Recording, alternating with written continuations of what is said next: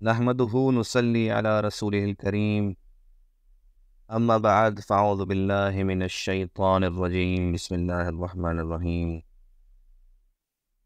رب اشرح لي صدري ويسر لي أمري واحلل عقدة من لساني يفقهوا قولي۔ اللہ کے فضل و کرم سے ہم سورہ بقرہ کے آخری رکوع پر پہنچ گئے ہیں۔ یہ عظیم الشان رکوع 3 آیات پر مشتمل ہے۔ جس طرح آیت الکرسی توحید کے موضوع پر قرآن حکیم کی جامع ترین آیت ہے، اسی طرح اس رکوع کی آخری آیت جامع ترین دعا پر مشتمل ہے، یعنی سورہ بقرہ کی بھی آخری آیت۔ فرمایا گیا للہ ما فی السماوات و ما فی الارض، جو کچھ آسمانوں اور جو کچھ زمین میں ہے سب اللہ ہی کا ہے۔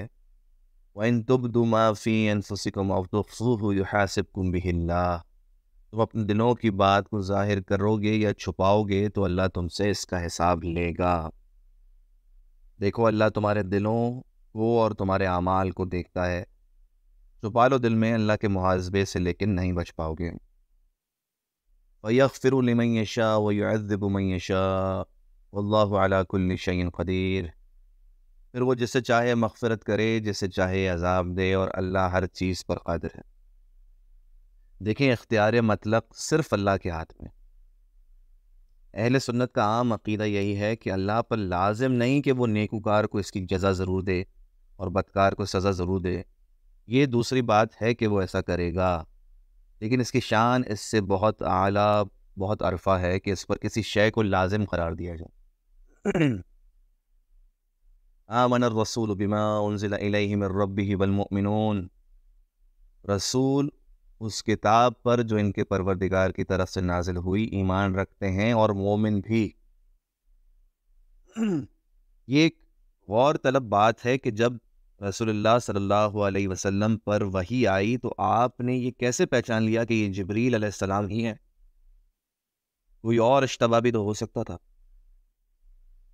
تو سمجھ لیجئے در حقیقت یہ آپ صلی اللہ علیہ وسلم کی فطرت سلیمہ ہے جس نے پہچانا۔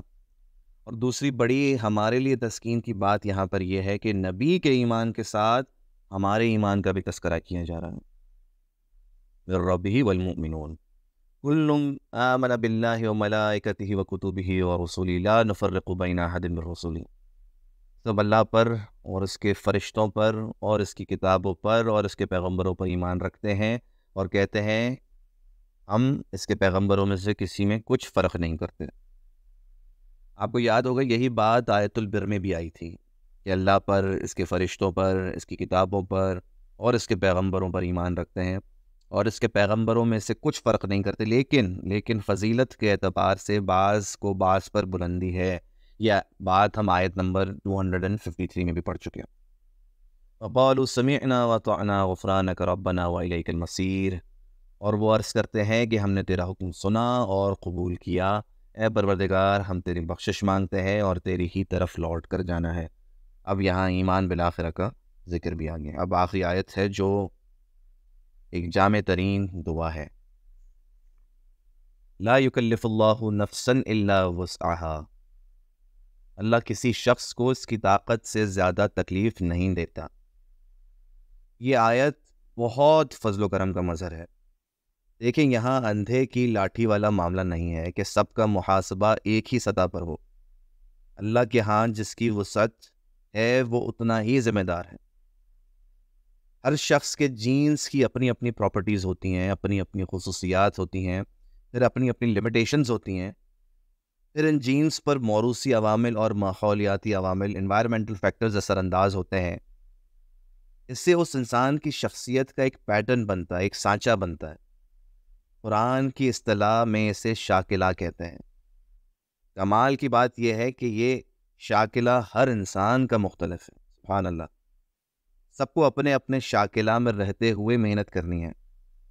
اللہ تعالیٰ جانتا ہے کہ کس کا شاکلہ وسیع ہے، کس کا تنگ، کس کے جینز اعلیٰ ہیں، کس کے ادنا، کسے ذہانت زیادہ ملی ہے، کسے کم۔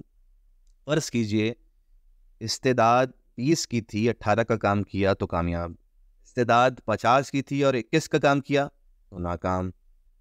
اچھا ایک اور بات، ہم اکثر لوگ ایک غلط نتیجہ نکال بیٹھتے ہیں کہ دنیا کی ساری بھاگ دوڑ تو کرتے ہیں اور لیکن دین کے معاملے میں کہہ دیتے کہ میرے اندر تو پوٹینشیل ہی نہیں ہے، میری استعداد ہی نہیں. دیکھیں استطاعت اور ذہانت و صلاحیت کے بغیر تو دنیا میں بھی آپ محنت نہیں کر سکتے. لہٰذا اپنے آپ کو دھوکہ نہ دیں. جو کر سکتے ہوں دین کے لیے ضرور کیجیے. اپنی شخصیت کو کھو دیے اور جو نکال سکتے ہو نکالیے. لہا ما کسبت وعلیہا مکتسبت. جو اچھے کام کرے گا تو ان کو ہی فائدہ ملے گا، برے کرے گا تو اسے ان کا نقصان پہنچے گا. ربنا لا تؤاخذنا ان نسینا واخطأنا. اے پروردگار اگر ہم سے بھول یا چوک ہو گئی ہو تو ہم سے مواخذہ نہ کیجیے. سبحان اللہ. یہ قرآن کی عظیم ترین دعا اسی لیے ہے، بات سمجھیے گا، کہ ساری زندگی تو لگا دی اللہ کی راہ میں اور اس کے بعد اپنی باقی ماندہ ریزیڈول انرجیز کو بھی اللہ کی راہ میں لگا دیا. اس کے بعد بھی طبیعت میں ان کے ساری رہنی چاہیے اور دعا کرتے رہنا چاہیے کہ اے پروردگار ہماری بھول چوک پہ ہم سے مواخذہ نہ کیجیے. ربنا ولا تحمل علینا اصرا کما حملته علی الذین من قبلنا. اے پروردگار ہم پر ایسا بوجھ نہ ڈالیو جیسا کہ تو نے پہلے لوگوں پر ڈالا تھا. ربنا ولا تحملنا ما لا طاقت لنا به واعف عنا واغفر لنا وارحمنا انت مولانا فانصرنا على القوم الكافرین. اے پروردگار جتنا بوجھ اٹھانے کی ہمیں طاقت نہیں اتنا ہمارے سر نہ رکھیو. اے پروردگار ہمارے گناہوں سے درگزر کر ہمیں بخش دے اور ہم پر رحم فرما. تو ہی ہمارا مولا ہے اور ہم کو کافروں پر غالب فرما. لیکن مغفرت کے لفظ کو سمجھ لیجئے، اس میں ڈھانپ لینے کا مفہوم ہے. تو مغفرت اصل میں ہے ہی یہ کہ گناہوں کو اللہ تعالیٰ اپنی رحمت سے ڈھانپ دے اور ان کی پردہ پوشی فرمائے. جو کچھ پڑھا سنا اللہ تعالیٰ اس پہ عمل کی توفیق عطا فرمائے. بارک اللہ لی ولکم فی القرآن العظیم ونفعنی وإیاکم وآیات والذکر الحکیم. ذلك الكتاب لا ريب فيه هدى للمتقين